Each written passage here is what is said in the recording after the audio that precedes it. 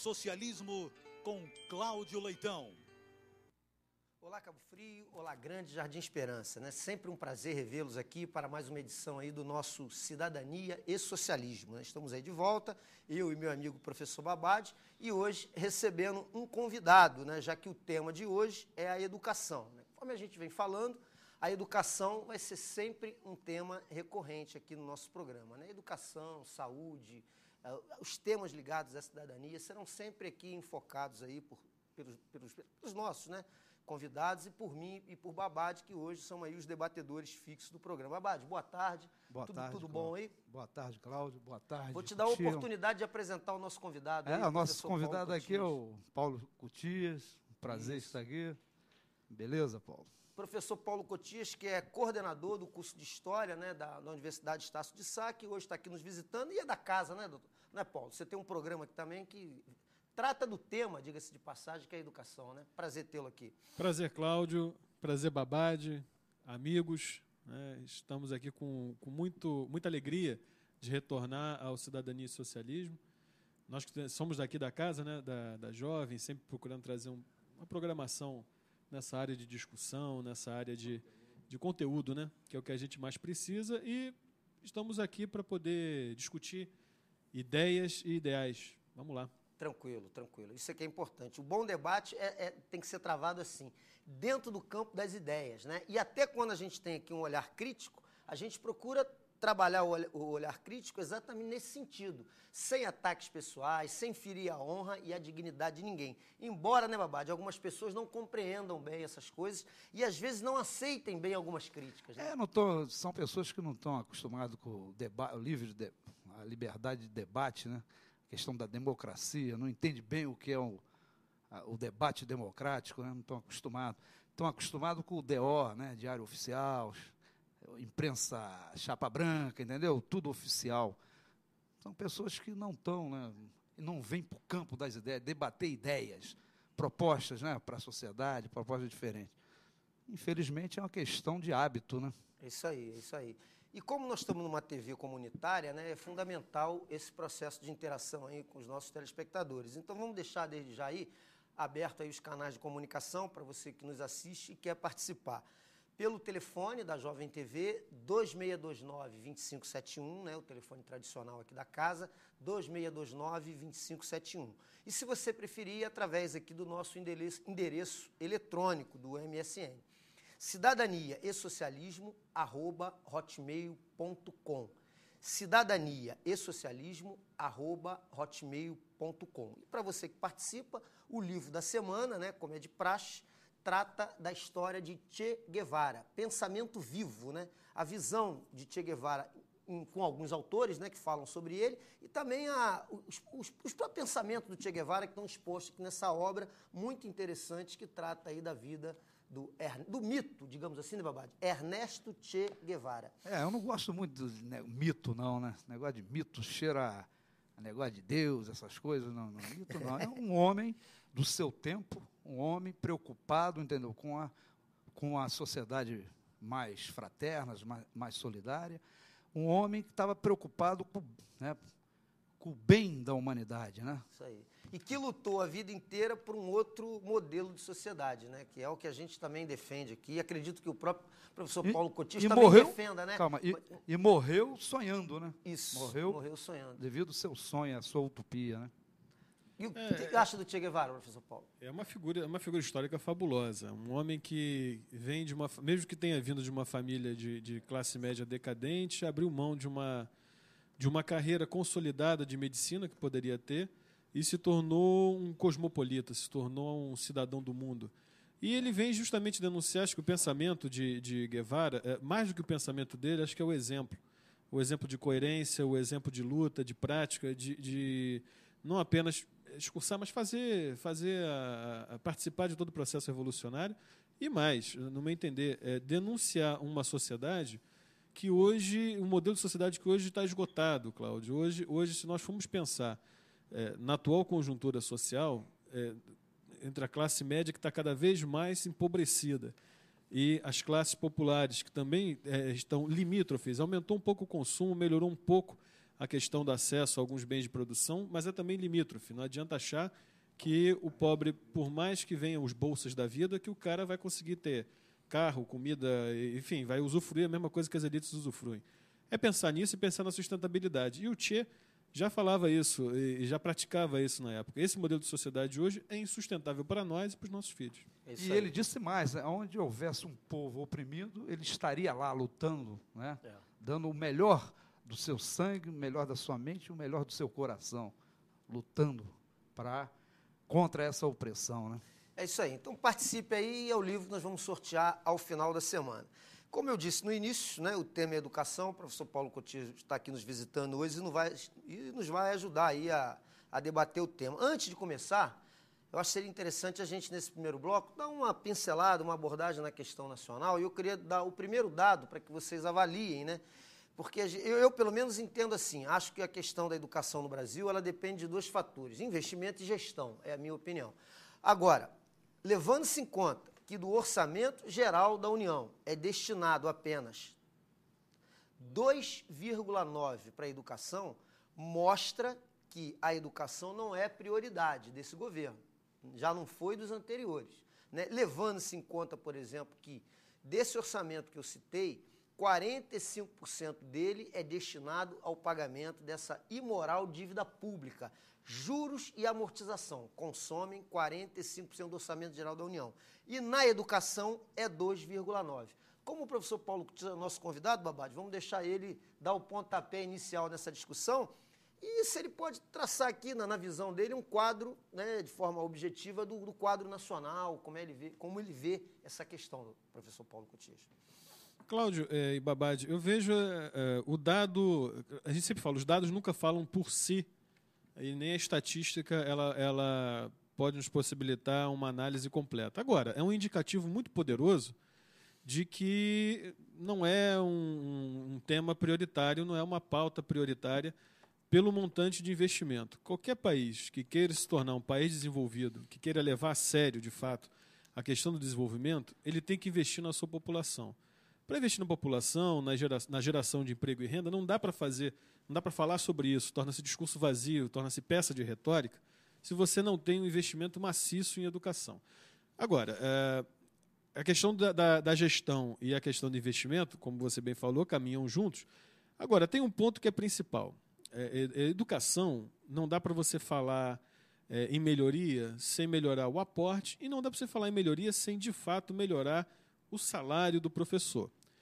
Isso é um ponto fundamental e, na verdade, Cláudio, é um ponto que as pessoas se esquivam um pouco de tratar, porque você acompanha hoje a literatura pseudo-pedagógica, escrita pelos Chalitas da vida, pelos Augusto Curies da vida, por os outros endinheirados, né, e outros da teologia da libertação, e por aí vai. Todo esse povo que deu agora para escrever em educação, dizem e reafirmam que o problema da educação é eminentemente de preparação de professor, de que o professor está amando pouco, ou de que o professor não está dando o seu sentimento, não está se doando emocionalmente, né, no seu trabalho. E quando se fala em salário, que salário também é investimento, as pessoas dizem, mas quando você escolheu ser professor, você sabia disso, então aguenta. Você já sabia que ia ganhar mal, você sabia que ia ganhar pouco. Então, na verdade, eu vejo, Cláudio, que o investimento ele tem que ser ampliado. Tem, obviamente que tem. Um país que queira chegar a um nível de desenvolvimento equiparável a um país não digo nem usar o termo primeiro mundo, mas um país decente, ele tem que investir na educação das massas. Agora, para isso, meu amigo, tem que aumentar o aporte e tem que melhorar a qualidade desse profissional. Tem que melhorar a formação? Tem que melhorar também a formação, sem sombra de dúvida. Mas tem que melhorar também a remuneração do professor. Enquanto não mexer na estruturação da escola, que vem via esses investimentos. Hoje nós temos recursos, eu falo como professor de história, que hoje eu poderia dar aula até usando realidade virtual. A tecnologia já está aí para isso. Agora, não está acessível, onde a maior parte das escolas desse país é luxo ter luz elétrica, é luxo ter carteira ou luxo ter livro. Mas aí prova a falta de investimento. Né? Prova a falta de investimento. E é muito difícil, quando a gente fala também nesses montantes federais, um outro problema é a capilarização desses recursos. Como é que esse recurso vai chegar lá na ponta, no O Globo municípiozinho. publicou uma matéria, acho que na segunda-feira, né, dizendo que a grande maioria do desvio de recursos acontece na área da saúde e na educação. Né? Não sei se você chegou a acompanhar esse processo. E há vários mecanismos para isso. Aí a gestão também, como eu falei. Né? Sem dúvida. Babad, e a sua visão? Babad tem uma visão mais de que o Estado tem que estar à frente do Eu acho processo, que né, o Babad? Estado, entendendo que o Estado somos nós, politicamente, o povo politicamente organizado, correto? É o povo que paga, né, os impostos, é o povo, né, que é o centro da questão, entendeu, dessas verbas, através de seus impostos. Então, o Estado tem que reverter, entendeu, isso enquanto direito, porque educação, saúde, habitação, trabalho, né, são o quê? Direitos para o ser humano existir. E ele colocou bem, entende? Tem aí rincões no Brasil que estão dando aula, entendeu? Debaixo de árvore ainda. Entendeu? Olha só que país é esse. Né? E o tratamento que ele falou, enquanto não botar o professor como centro da questão educacional, da questão pedagógica, o centro, isso foi desde lá da academia de Platão, é assim, onde existe um filósofo, no caso, um pedagogo, existiu uma escola, não é?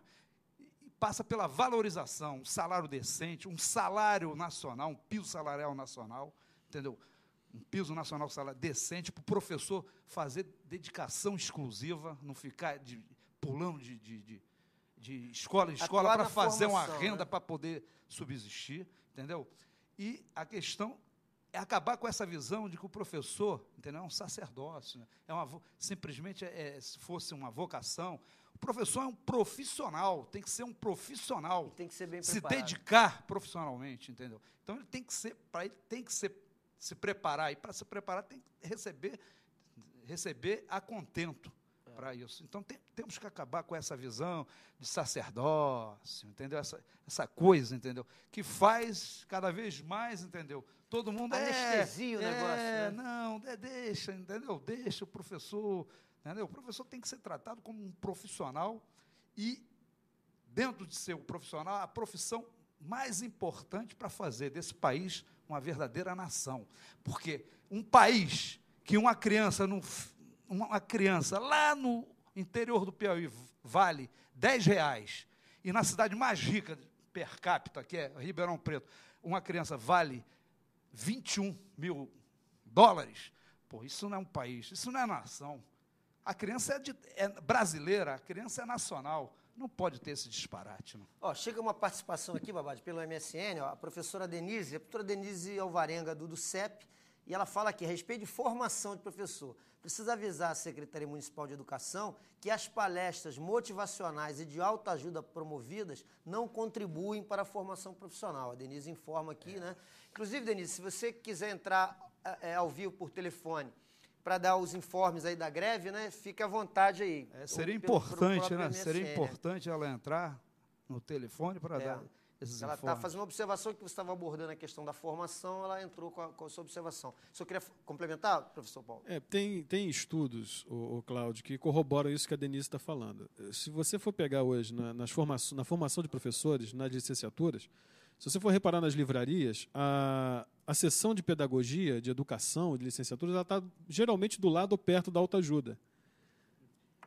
E muitos autores de autoajuda, ou autores que escrevem para as suas denominações religiosas, já descobriram o filão que é escrever para a educação. Porque quando você trata a questão de que o problema é o amor, o excesso de amor, a falta do amor, ou uma questão de motivação, né, eu acho difícil, se você for pegar a análise weberiana da questão do trabalho, é difícil você motivar um cara, deixar o cara motivado num ambiente de pauperização completo. Quer dizer, o cara já não tem nem como se manter dignamente, tem que trabalhar muito. Está diante também de um público muito difícil, também de um público pauperizado. Então, achar que isso é uma questão apenas de motivação, de alegria, de amor, é você mascarar. Demais, né?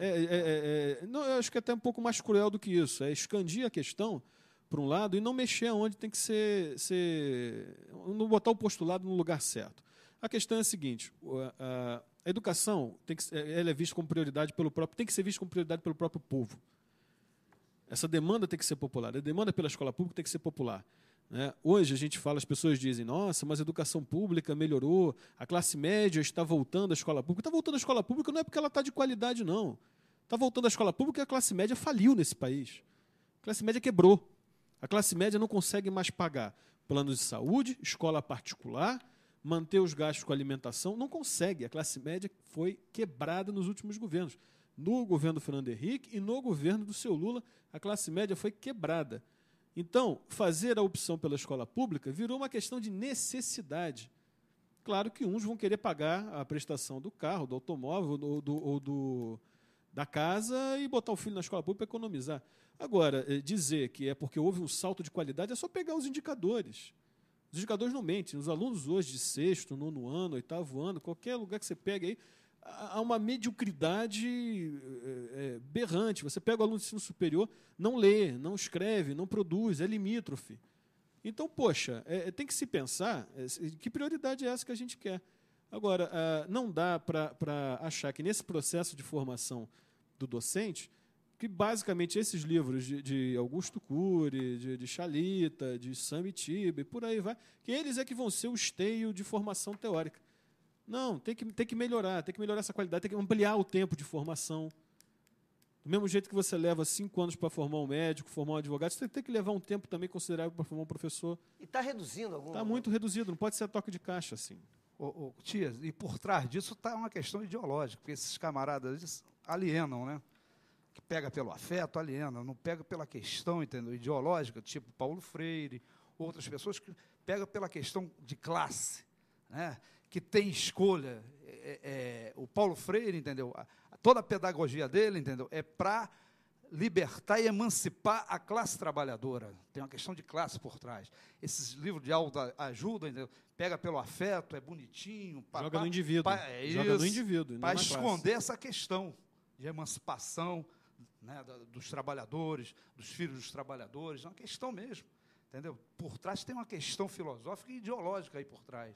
Quando se dá mais, entendeu? Como o Denis colocou aí, traz o caba para fazer... Por exemplo, uma vez trouxeram... Como é o nome de um caba que fazia propaganda, um escuro que fazia propaganda, coisa lá, trouxeram ele para aqui no ginásio para fazer. Depois pegaram o camarada como pedófilo. É uma doideira isso.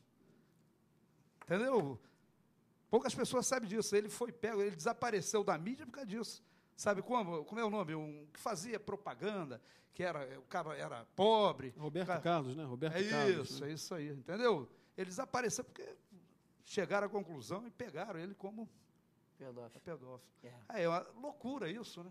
Então, traz esses camaradas para fazer, né, essa questão participação aí ao vivo aqui no telefone, Babade. Vamos dar uma oportunidade aqui ao nosso telespectador. Quem está na linha? É Denise. Alô, quem fala? É Denise. Denise, Cláudio. Ô, Denise, dá um pouco mais de som, Rafael, por favor. Oi, Denise, tu entrou um pouquinho embaixo aqui, estou pedindo ao Rafael para melhorar a qualidade do som. Você está me ouvindo? Eu estou te ouvindo, mas pela TV. E aí, tudo bem, Denise? Tudo bem. Eu estou ligando para dizer que os professores do Estado do Rio de Janeiro não estão em recesso, nós estamos em greve. Sim. E aí estamos acampados na Rua da Ajuda, no Rio de Janeiro, com atividade durante toda a semana. Amanhã vai ter uma aula pública com filme atrás da porta. Na sexta-feira tem oficina de pintura. No sábado tem atividade durante todo o dia. No domingo, na quarta-feira que vem, a gente tem o Conselho Deliberativo do Sindicato, que vai avaliar e encaminhar a greve. E no dia 1º de agosto temos mais uma assembleia que vai discutir os novos rumos do nosso movimento. E o governador e a Secretaria Estadual de Educação têm aberto mais canais de diálogo ou continua a situação igual à do início da greve, Denise? Assim, da nossa pauta de reivindicação, apenas 2 itens foram atendidos, quer dizer, atendidos não, né? Foram proposta de atendimento, porque tem que aguardar a LERJ retornar do recesso, porque eles sim estão de férias, né? Nós não, nós estamos de greve. E aí tem a proposta do plano de cargos, carreiras e salários dos funcionários, de movimentar essa nossa reivindicação antiga, e também a incorporação da parcela do ano que vem do Nova Escola, que foi dividida até 2015. Então, na verdade, ele está falando de um aumento salarial e não há nenhum aumento, que é uma proposta de incorporar uma única parcela do ano que vem. A gente já teria uma parcela esse ano e a parcela do ano que vem seria antecipada para este ano. Uma única parcela. Mas mais nada da pauta de reivindicação. A gente tem 8 itens, o percentual de aumento de reajuste, né? Nada, zero até agora, então está difícil a negociação. Mas o movimento está grande e a ocupação da Rua da Ajuda tem feito uma pressão ao governo estadual. Eu queria aproveitar essa participação tua, Denise, que você esclarecesse melhor aquela questão da participação no Conselho Municipal de Educação, que foi falada durante a semana aí. Foi citado isso por vários blogs e você fez um comentário também no seu blog Pode Giz. O que aconteceu ali? O que aconteceu é que o governo, que já não tem mais o costume de convocar os professores em assembleia para tirar representação para os conselhos da educação aqui no município, nós temos vários conselhos ligados à educação, o Conselho de Merenda, o Conselho Municipal de Educação, o Conselho do Fundeb. E o que diz a legislação desses conselhos é que eles devem ser formados a partir de assembleias dos seus segmentos. A educação, no ano de criação desses conselhos, até fez umas assembleias, solicitou às escolas que fizessem nas suas unidades, depois fez uma geral para tirar os seus representantes, só que o governo esqueceu o que é isso, né? Há muito tempo o governo não lembra disso. E aí aproveitou a última assembleia de convocação do sindicato para eleger os representantes dos professores. Entendo que o espaço da assembleia é um espaço democrático também, só que não foi encaminhado dessa maneira das outras vezes, de uma forma mais participativa, quando o governo convoca os professores nas unidades e vai tirando representação. E não foi assim que aconteceu da última vez. Eu estive na Assembleia na segunda-feira do CEP e lá nós tiramos representantes para o Fundeb, para o Conselho de Merenda, para o Conselho da Saúde. E eu perguntei, queria notícias do tal Comitê de Acompanhamento do Plano Municipal de Educação, que eu venho denunciando há muito tempo, né? Há quase mais de um ano, já que o plano foi aprovado em 2009, até hoje nada. E foi criado um comitê de acompanhamento e foi decretado pelo governo municipal, ele que fez um decreto dando posse a esses representantes, e ficamos sabendo na Assembleia que o comitê foi tirado numa reunião fechada para diretores, que a categoria nunca tomou conhecimento, e nós lá, então, fizemos a eleição dos representantes agora de maneira mais representativa e legítima na Assembleia do Sindicato. Então, agora a gente está no impasse, porque tem o comitê retirado às escuras pelo governo, nomeando apenas diretores de escola, e eu não vou ser leviana aqui, mas em boa parte indicado pelos governos, porque a gente tem ainda diretores indicados em algumas situações, e temos os representantes eleitos na Assembleia do CEP, que eu sou agora representante eleita para o Comitê de Acompanhamento na Assembleia do Sindicato. O próprio Plano Municipal de Educação, aprovado pela Câmara Municipal de Cabo Frio, prevê que o comitê seja feito a partir de assembleia. E aí, então, a gente tirou ali representantes para o comitê de acompanhamento. Eu fui à reunião do comitê para estar presente, a primeira reunião na quinta-feira antes do recesso daqui de Cabo Frio, e a reunião foi suspensa. É complicado, né? Complicado. Muito complicado. Pô, Denise, eu agradeço aí a tua participação, sempre importante, né? Com informações, né, Babade, que ajuda a gente a entender melhor essa questão, né? Te agradeço aí. Tá no sorteio do Che Guevara aqui do livro, hein? Tomara que eu ganhe, porque sou como ele, guerrilheira. E você é a nossa eterna convidada. Conforme eu sempre falo aqui, educação é sempre um tema recorrente, a gente quer sempre ter alguém aqui que possa, né, dar uma visão e falar, né? E clarear essa questão aí para a nossa população. Com certeza. Obrigado aí, um grande abraço. Um abraço, um beijo para a Babade aí. Obrigado, Denise. Tchau, Beijão. Falou. Para Cutis também. Beijo, Denise.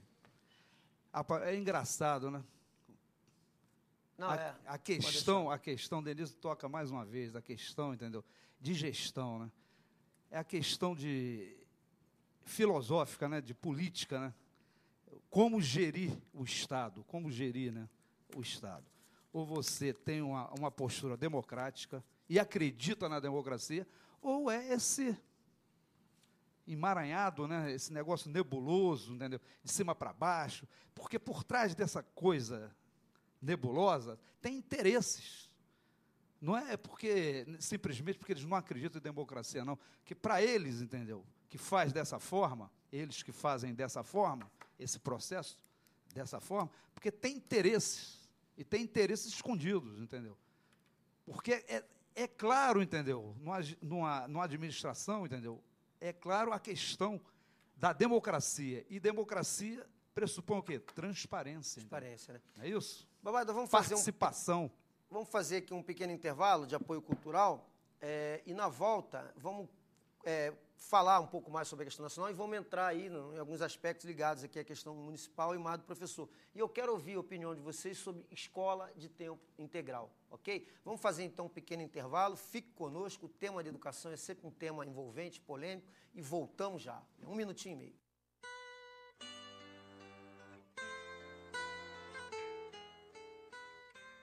Programa Cidadania e Socialismo com Cláudio Leitão. Programa Cidadania e Socialismo com Cláudio Leitão.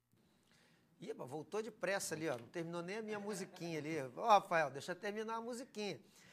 Ó, o tema de hoje é educação, né? Nós estamos recebendo aqui como convidado o professor Paulo Cotiz e eu e Babad estamos ajudando aqui a bater esse papo e tentar passar algumas informações. Agora, eu queria ouvir a opinião de vocês sobre essa questão da escola de tempo integral, se você é a favor, os prós e os contras. Mas você queria fazer uma observação anterior? Uma observação, Cláudio, inclusive mandando um beijo para a Denise, que é quem a gente admira a militância, a coerência e o trabalho, e levantar uma lebre que eu acho muito interessante.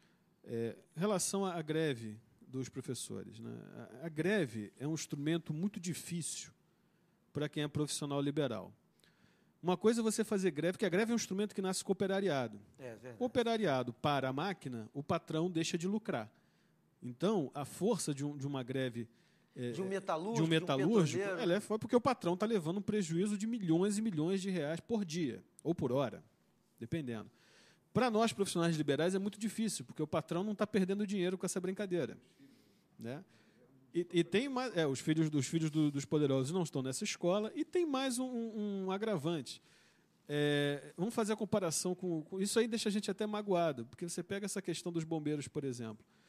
Não que a luta deles não seja digna, ou mais ou menos digna do que a do professor, mas foram tratados como heróis, ganharam faixa na janela, fitinha no carro, adesivos, blogs aderindo. No professorado, você não tem essa adesão social. A gente não é chamado de herói. Por que isso? Não é chamado de herói. Agora, e pelo contrário, se você pega, por exemplo, na escola das classes populares, a greve de professor é mal vista. Porque o pai, que depende da escola para deixar o seu filho ali, para ir trabalhar, para comer, para ir trabalhar, quando o professor está indo lá... A criança está em casa. E aí vem farinha pouco, o meu pirão primeiro. O pai e a mãe das classes populares estão vendo também a sua dificuldade. Meu filho vai ficar com quem? Eu também não posso deixar de trabalhar. Entendo a tua dor, mas eu também não... Eu também estou... Você está ferrado, eu também estou... O nível de solidariedade cai, né? Cai muito, cai muito. Então, realmente utilizar esse instrumento é uma coisa muito difícil. Agora, a sociedade... todo mundo acha muito bonito ser professor. Agora você pergunta para o teu filho, eu quero virar professor. Não, meu filho, não vira professor não, que você vai morrer de fome, é igual papai ou igual mamãe, não faça isso. Eu que venho de uma família de professores, já escutei também um monte de coisa desse sentido. Mas esse instrumento é, de fato, muito difícil. A gente precisa que a sociedade dê esse pouco mais de solidariedade, esse respaldo, deixa só de elogiar e, sabe, ser um pouco mais solidária com a gente. Esse é um aspecto. O outro que eu queria comentar com relação à questão da democracia, completando até o que o Babad também falou, democracia é uma coisa pouco afeita ao Brasil. Pouco afeita, ainda mais quem exerce cargo de mando.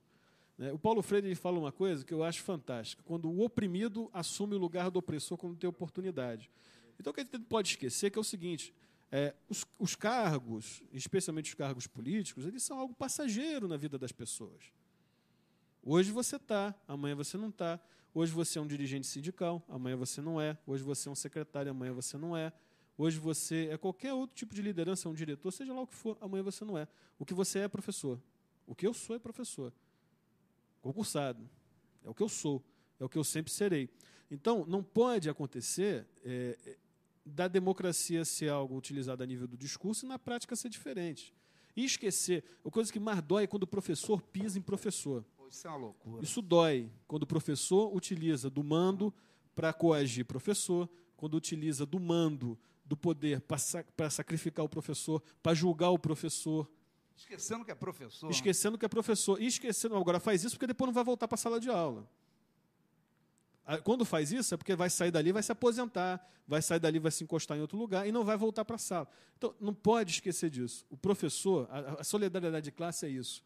Dói quando você vê que o professor, quando assume qualquer tipo de função pública, a primeira coisa que faz é se voltar contra o próprio professor. É achar que nós somos uma categoria de preguiçosos, de vagabundos, culpados pelo fracasso de ensino de A, B, C. Então não pode não. Eu acho que o professor tem que ser o primeiro a ser solidário. Não é corporativista, é solidário. É diferente. Muito bem colocado. Babadi, nessa questão que ele falou do bombeiro e os professores, professores foram solidários aos bombeiros na greve e a recíproca não foi verdadeira. Né? Não só por parte dos bombeiros, né? Por parte da sociedade. Sabe por causa de quê? A questão da sociedade. Os bombeiros, a demanda hoje na sociedade por segurança, principalmente da classe média, que é a classe que faz opinião, que leva, que grita, é a classe que grita, entendeu? É maior, entendeu? Na questão de segurança, é maior do que a educação. A classe média, bem ou mal, entendeu? Ela resolveu na escola privada. Particular não, privada. Privada. Que visa lucro. Entendeu? Privada. Então está resolvida essa questão. Ele não tem. A demanda agora, resolvida a questão da saúde com o plano de saúde, resolvida a questão da educação com a escola privada. Agora, qual é a demanda que aparece para a classe média, a que tem o poder de gritar? É o quê? A questão da segurança. Daí a solidariedade. A solidariedade, entendeu? Foi porque a classe média, entendeu? Devido à questão da segurança, entende que o bombeiro é um militar fardado e armado, então um militar também, correto? É um policial, é uma força auxiliar. Vamos supor se existe uma rebelião geral, não tem força da polícia militar suficiente, vai fazer jus do quê? Da força auxiliar, que é os bombeiros, vão servir para reprimir também, entendeu? Então, a questão da Denise classe média... concordando com você. A questão da classe média, entendeu? Que é a questão da segurança hoje, está em primeiro lugar a questão da segurança. Daí o apoio à solidariedade e não o apoio à solidariedade aos professores. Desde que ele possa pagar pela educação privada, ele faz isso. Agora, quando ele... Aí nós estamos falando de uma classe média, de um tipo de classe média alta. A classe média que está atendendo... Essa é a classe média que o vetor está para cima. Agora, tem um grosso... São os emergentes. Agora, tem o grosso da classe média que o vetor está para baixo. E quando esses filhos da classe média botam seus filhos na escola pública, ela transforma aquela escola numa espécie de ilha de excelência. Porque ele vai cobrar, ele vai exigir, ele vai cobrar como ele faz isso. Aqui tem um exemplo, tem uma escolinha ali, Antônio da Cunha, ali na Passagem, é uma ilha de excelência. Por quê? Porque todo mundo tem filho ali, entendeu? A maioria é de classe média, entendeu? E a classe média, ela entendeu? Entende que uma forma de um ser humano crescer é através do quê? Do conhecimento. O povo não tem ainda isso, entendeu? Como prioridade, porque ele está desempregado, ele tem que lutar pelo prato de comida ainda. Ele está na base da pirâmide de Maslow, né? O problema é que o professor, como a educação foi massificada, o professor também foi proletarizado. Hoje nós somos proletários, dando aula para proletários que não conseguem ter coesão de classe, não se reconhecem um com o outro. Isso aí é um problema grave. Isso aí é um diagnóstico que... E essa massificação, o que, por exemplo, antigamente, quando o Brasil era pequeno, e quem estava na escola era simplesmente a classe média, porque o povão estava fora da escola, né? A massificação, a universalização da escola, né? Trazendo todo mundo, massificou, abriu demanda, por exemplo, por professores, e os professores começaram a ser formados a toque de caixa, entendeu? Para dar vazão a essa demanda. entendeu? E não são preparados suficientemente para ter, entendeu? Para ter uma capacidade, entendeu? Crítica. O que era uma massa crítica, que era formulador, que elaborava, entendeu? Que era, passa agora a ser simplesmente massa. Massa, por quê? Abre, já que a gente está no programa socialista, abre logo no início, logo na introdução do 18 Brumário de Luiz Bonaparte, Marx vai falar. Aonde impera a necessidade, é difícil você construir consciência, porque o homem faz história dentro do que ele é dado. Ele tem, para romper Bertolt isso Brecht daí. fala isso também. Agora, antes da ética, a fome. Agora é aquela questão. É o ser social e a consciência social de... Quando a gente fala da proletarização, é isso, Bobagem. Como é que a gente vai ser formulador de teoria, de uma nova sociedade? O professor está preocupado se vai pagar conta no fim do mês, se vai comer, se o filho está doente, está lascado. É um problema. Todos nós devemos a banco. Se você puxar meu extrato bancário, está lá, tudo arrebentado. Todo mundo no todo crédito, mundo no crédito, no débito, no Serasa, eu também estou, no SPC, no Serasa. Está todo mundo Eu enrolado. botei uma frente aí, estou no azul. Hein? Você está bem. Botei uma frente. Você já faz parte da... Como que está bem? Como que está bem? Já faz parte dos emergentes. É por pouco tempo. Então, se você for olhar bem, a preocupação imediata é essa. Isso fragiliza também a categoria. É muito fácil você pisar em cima de uma categoria que está proletarizada. É fácil pisar em cima. Porque o professor, às vezes, tem até medo de partir para cima para não perder o pouco e o resto que lhe sobrou. O pouco e o resto de dignidade que lhe sobrou. Então, são questões muito sérias. E também vendo atrás, na sociedade, um vasto exército de reserva, né? Pois é. De desempregados. Pois né? Também tem isso, o exército de reserva de Marx. E é um país antidemocrático. Se você resolver se tornar cabeça pensante, você vai pagar por essa opção. Vai pagar. E aí que está, com tantos problemas que as pessoas já têm, muitos não têm como pagar o preço. Agora, não tem isso. Nessa massificação também da nossa categoria, tem um vetor, Cutias, que eu vejo isso no meu dia a dia, na sala dos professores, a questão, rapaz, religiosa, entendeu? A questão religiosa também está perpassando por dentro, entendeu? Da categoria, e são pessoas que têm aquela estética, entendeu? De ouvir alguém falar, e esse é o dono da verdade, então, a questão da hierarquização, então... traz essa questão da religião, da estética religiosa dele, traz também para a vida dele, até para a vida profissional. Entende que o diretor é o representante, o governador é como se fosse, entendeu? A hierarquização. E não todinha, questiona. Não questiona, dizer, entendeu? Não fazem greve. Não fazem greve de jeito nenhum. Como é que você vê isso também? Só um adendo a mais antes de você responder. Você já teve algum problema como professor de história, ao ensinar, esbarrar naquela questão da teoria do criacionismo, do evolucionismo? Já teve algum exemplo? Vários. Eu já fui uma vez na escola, eu fui à tarde, por acaso, para buscar um contra-cheque, aí estava lá me esperando um pai e um pastor de uma determinada denominação, que dizendo que dali ia partir para uma rádio local, me espinafrar, porque eu estava ensinando dentro da história que existia a tradição afro-brasileira e, com isso, também os cultos de matriz afro-brasileira. Aí, falando um monte de coisa, enfim, é muito complicado. Agora, o pior disso tudo, Babad, é que, nesse discurso dessa nova ética neopentecostal que fala que a nossa briga não é, como Marx dizia, a nossa briga não é aqui, no carne e osso, a nossa briga é com o espiritual. Então, se você está ganhando mal, se a sua mulher te largou e por aí vai, é porque... é o diabo que está agindo, é a macumba que está agindo na tua vida, é o diabo, e não são as relações de produção que são desiguais, as relações de trabalho que são desiguais, não é a sociedade que é desigual. O problema tornou-se espiritual. Então você briga com Deus, dá dinheiro para Deus, discute com Deus, faz propósito, e resolve o teu problema desse jeito. Cria um fator de alienação. Aceita a situação aqui, que você vai ter um paraíso, né? Que todo mundo foi predestinado à riqueza, mas por uma questão de dádiva. E não por uma questão de conquista. Isso não vai acontecer nunca. Nunca o povo vai ser emancipado por dádiva. Ou ele vai buscar isso via conquista, ou ele não vai conseguir, vai morrer esperando. Deixa eu só dar um corte para a gente poder... Eu queria ouvir a opinião de vocês, eu acho que é importante, né? Já que você naquela hora falou de massificação, de modelo, de forma, Eu queria ouvir a opinião de vocês sobre o modelo da escola de tempo integral. Queria começar com você. É um modelo... Sei que há pessoas a favor e outros que são críticos do modelo. Depende. Você não pode fazer escola de tempo integral com a mesma escola que existe hoje. Fazer uma escola ruim de tempo integral é melhor fazer parcial, que pelo menos salva o resto do...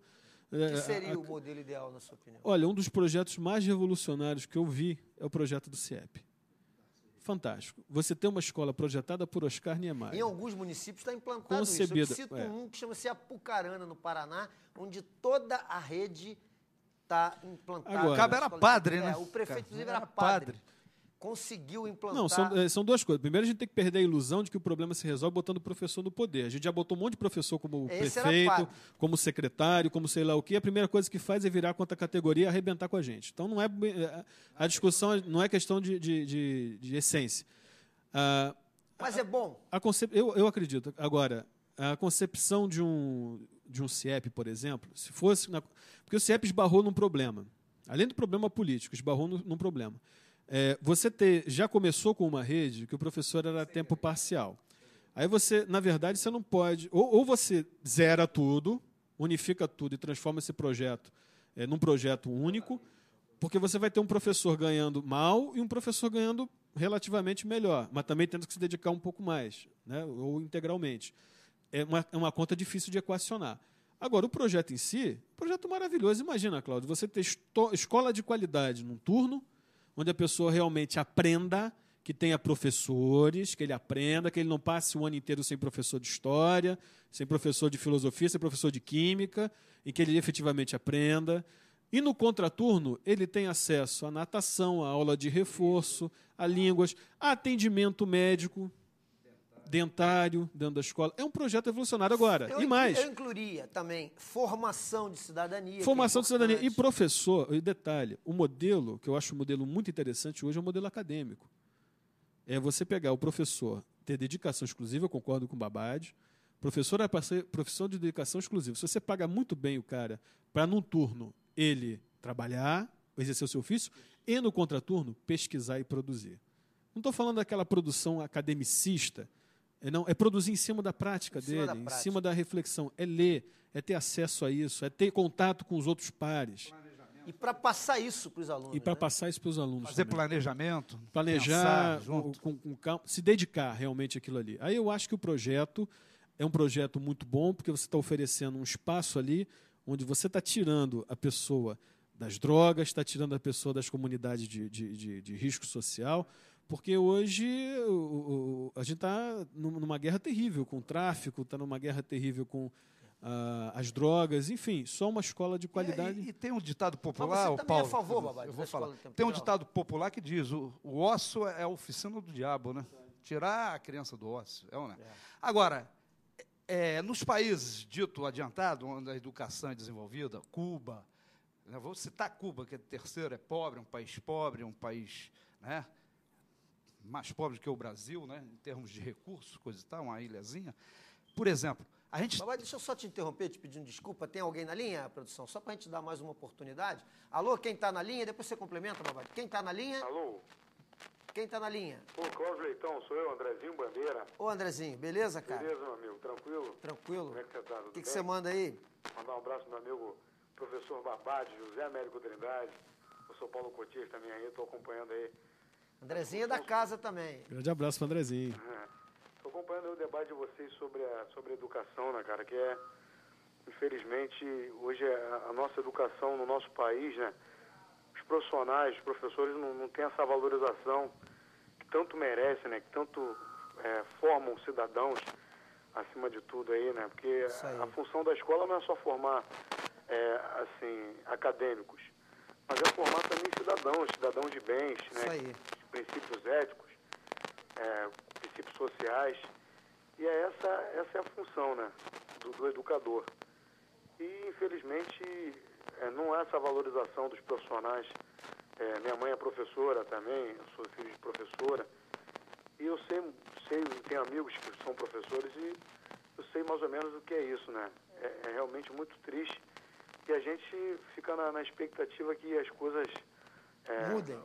Vai mudar, né, Cláudio? É as verdade. Coisas têm que mudar para o nosso Brasil, o nosso... Os caminhos estão aí, né? Até aqueles que não mudam, não fazem as mudanças por falta de vontade política, conhecem os caminhos que precisam ser trilhados para mudar o quadro, né, André? Só que a mudança, Cláudio, a mudança tem que partir de nós, de cada cidadão.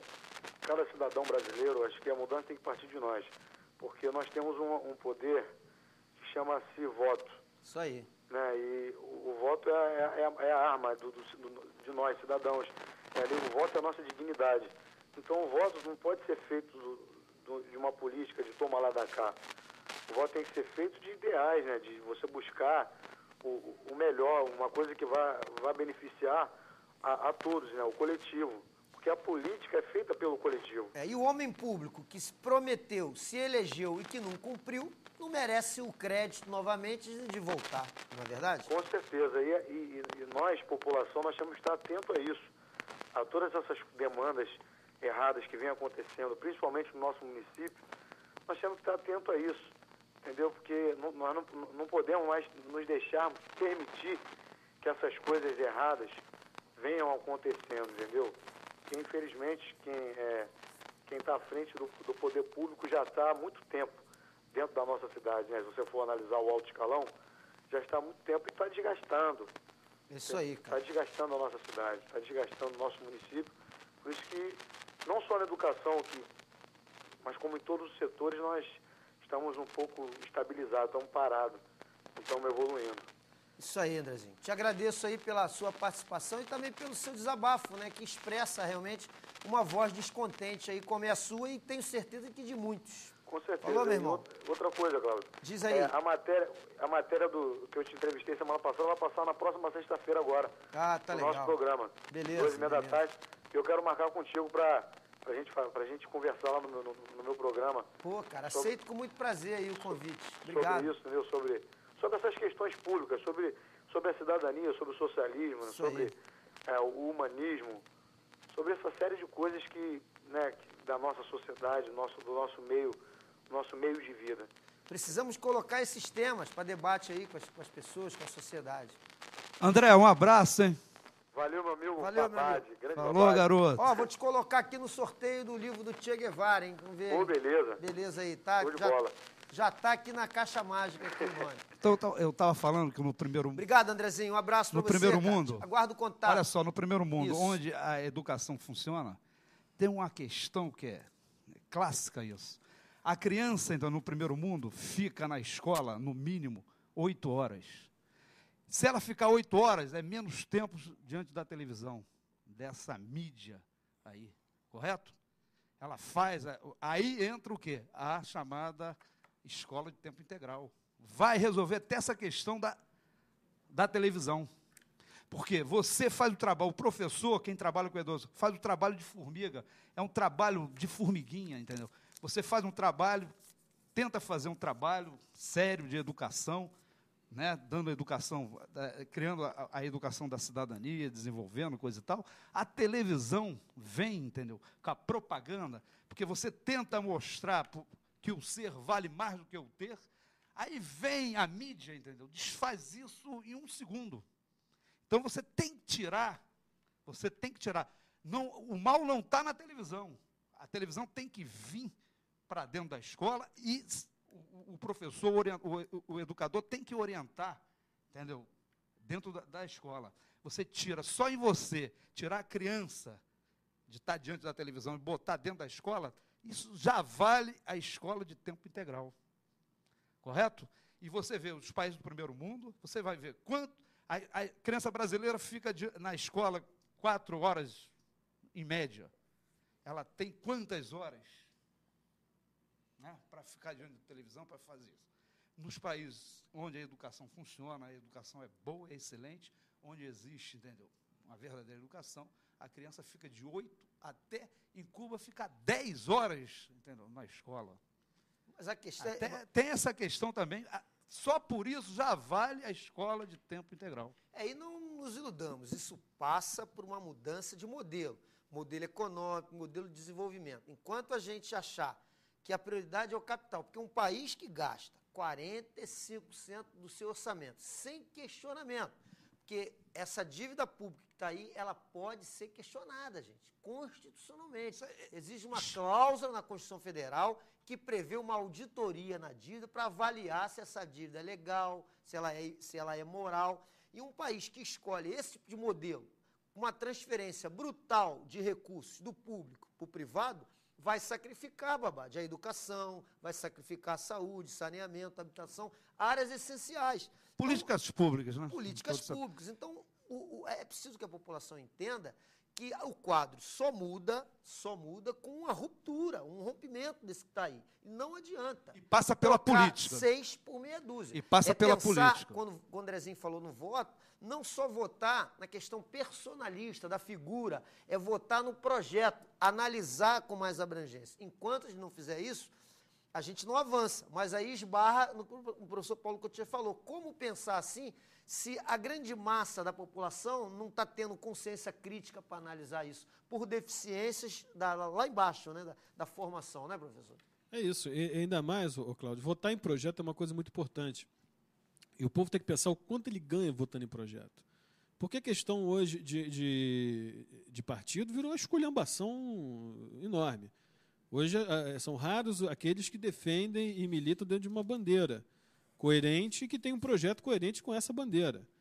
Né? O resto é esculhambado. Agora você pega, dentro dessa lógica, um projeto tal como é constituído hoje, um projeto que é ainda elitista, é um projeto alienante. Isso, meu amigo, enquanto perdurar... Agora, você tem que pensar em termos de uma nova sociedade, e que isso é possível. O povo tem que acreditar de que a educação ela não é a resolução de todos os males da humanidade. Agora, redentora, né? Não é redentora. Agora, a solução desses males passa necessariamente pela educação. Ela não resolve sozinha, mas passa diretamente por ela. Então, tem que ter um investimento maciço, tem que ter uma mudança de paradigma, como você falou, de concepção. Por exemplo, não dá para você pegar... eu te devolvo a pergunta hoje. Pega os 2 últimos governos, que nós tivemos um governo de pseudo-esquerda, que foi o governo do PT. Nunca se teve tanta notícia de escândalo. Aí vai dizer porque apurou mais. Não é porque apurou mais, não. É porque os outros sabiam fazer melhor. Não, os outros sabiam fazer melhor. A direita sabia fazer melhor. Quando a esquerda assumiu o poder, vai ver que não sabia fazer. Ou foram com sede demais. Eles aprofundaram demais a necessidade de captação de recursos, então cederam, flexibilizaram em várias áreas. Captação de recursos, você está sendo generoso. Captação de recursos e roubo também. Só mesmo faziam captação para caixa de partido. E a melhor coisa que se adota é a seguinte, o legado, porque política pública de educação, de novidade que o PT tenha trazido, nenhuma. A gestão, para mim, do PT em educação muito pelo contrário, não acrescentou chongas à educação básica, não acrescentou chongas à educação como política geral. Muito pelo contrário. Muito pelo contrário. O ProUni é transferência de verbas públicas. Agora, o maior legado político que o Lula privada, deixa. Não vou entrar no mérito de bolsa, de cesta, de sei lá o quê. Vou entrar no mérito de legado político, que é o que a gente está discutindo. Despolitiza as questões. Todas as questões o Lula foi mestre em despolitizar. Foi mestre em despolitizar. Ele transformou questões sérias no país, de roubo, de dignidade pública, de beneficiamento próprio, em questões de aloprados, de menores, de idosos, e inaugurou um discurso que é fabuloso, aquele famoso, eu não sabia, eu não tomei conhecimento. Não, quando é bom é nunca antes. Quando é bom é nunca antes. Quando é ruim, ele vai dizer, não sabia disso. E isso é reproduzido, vezes e vezes, por todos aqueles que seguem a escola de seu Lula. Eu não fui informado, eu não sabia, estou sabendo agora, não me informaram a respeito. Espera aí, né? Então, enquanto se fizer política desse jeito, é muito difícil. Muito difícil. Agora, o PT nasceu com projeto, né? Projeto de sociedade socialista. Nasceu com projeto. Foi criado lá, nasceu com um projeto filosófico, mas na prática se comportou como o mesmo sindicalismo pelego de Getúlio Vargas. Fez da mesma coisa, deixou a elite comer solta nesse país, os brancos lucraram, nós fomos pisados de tudo quanto é gente. Os banqueiros estão deitando. A dívida pública interna está em níveis impagáveis e preocupantes. Pagar a dívida externa é mole. Pagar a dívida externa é troco perante a dívida interna. Eu vou te dar o dado do que ocorreu com a dívida, só para ilustrar o que você falou. O Lula recebeu a dívida pública 684 bilhões de Fernando Henrique. Foi o valor que ele recebeu a dívida pública em 2002. 684 bilhões. Eu já falei isso aqui, eu queria que a população prestasse bastante atenção de ver qual é a prioridade aí desse governo. Ele, ao longo de 8 anos, o governo Lula pagou de juros 1 trilhão e 300 bilhões, de juros e amortização. E ele entregou para Dilma uma dívida que era de 684 bilhões em 1 trilhão e 700 bilhões. Ou seja, vou repetir, parece coisa de maluco esses números. Ele recebeu com 684 bilhões, pagou de juros e amortização 1 trilhão e 300 bilhões, e mesmo com esse pagamento astronômico, ele entregou para Dilma em 1 trilhão e 700 bilhões. E a Dilma, com quase 6 meses de governo, já passou de 2 trilhões de dívida. Esse ano está previsto 650 bilhões de pagamento de juros, ao passo que está previsto 15 bilhões de Bolsa Família. Então o Lula engana, o governo do PT engana o povo, dando uma Bolsa Família de 15 bilhões anuais e dá uma Bolsa Banqueiro, Bolsa Capital, de 650 bilhões. É isso aí. É uma doideira. Resume, macroeconomicamente, resume o que é o governo do PT. Um governo claramente de apoio e que governa para o interesse do capital e dá uma migalha, como você disse, em troca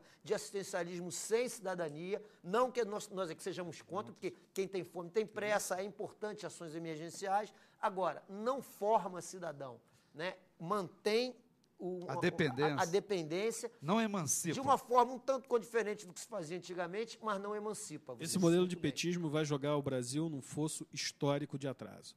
Pode escrever isso. Vai jogar em termos de cidadania, em termos de emancipação pessoal, em termos de economia, vai jogar o país num fosso histórico. Ô, Paulo, e outra coisa, parou os movimentos sociais. Porque a CUT está parada, a UNE está parada, não vai discutir o MST está parado. O petismo, Babade, é autoritário. Está tudo comprado. O petismo é Está autoritário. tudo comprado. O petismo é autoritário. Está tudo cooptado, está tudo comprado. Eles são autoritários, são piores do que stalinistas. São autoritários e não permitem que a discussão chegue sequer à superfície. Eles cortam utilizando práticas covardes de perseguição, de diáspora. Stalinismo puro. Agora, tem que ver se é isso que a gente quer para esse país. O tempo avançou, a produção sinaliza aqui, estamos a 1 minuto aqui do final do programa, né? Agradeço a participação do professor Paulo Cotias, contribuiu bastante. Babade, aquele abraço, deixar aqui a frase do dia, né? E sortear o nosso livro aqui, que realmente estamos em cima da hora. O livro é o livro Che Guevara, né? Pensamento Vivo. E a frase, embora não seja do Che Guevara, é uma frase de Rui Barbosa, ela expressa um pouco a luta do Che. Apesar que eu não sabia que o Rui Barbosa tinha dado uma volta no Padre Noel Rosa. O Babade, a imagem que eu tinha do Rui Barbosa era de um cabra, como devia ser, decente. Mas acho que também não tira o brilho, né, da história dele. E a frase dele... Da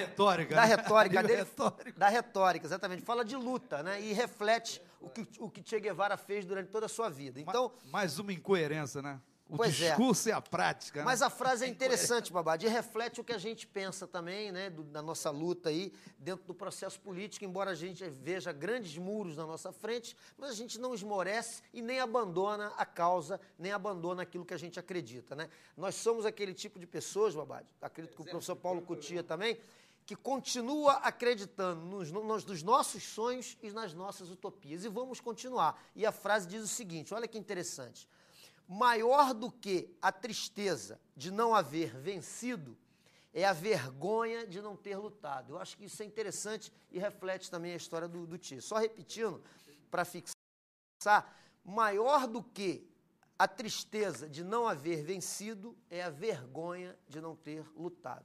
Vamos aqui no ato final, balançar aquela nossa caixa mágica e sortear aqui o Felizardo aí, que vai ter a chance de conhecer um pouco mais da obra aí do Che Guevara aí.